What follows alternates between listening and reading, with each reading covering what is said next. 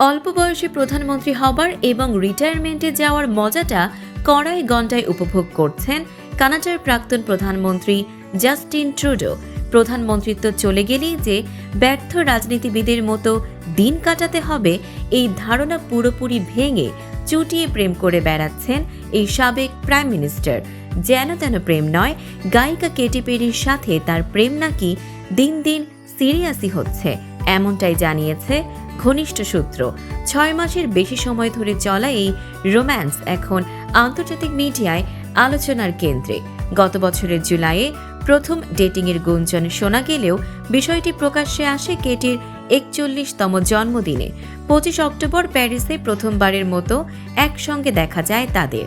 এরপর 6 ডিসেম্বর ইনস্টাগ্রামে সম্পর্কের ঘোষণা দিয়ে ভক্তদের চমকে দেন এই জুটি।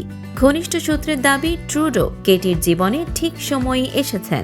অরল্যান্ডো ব্লুমের সঙ্গে বিচ্ছেদের পর কেটি পেরি নাকি নতুন সম্পর্কে আগ্রহী ছিলেন না। তবে ট্রুডোর ধৈর্য, নিয়মিত যোগাযোগ ও মানসিক সমর্থন ধীরে ধীরে তার মন জয় করে নেয়।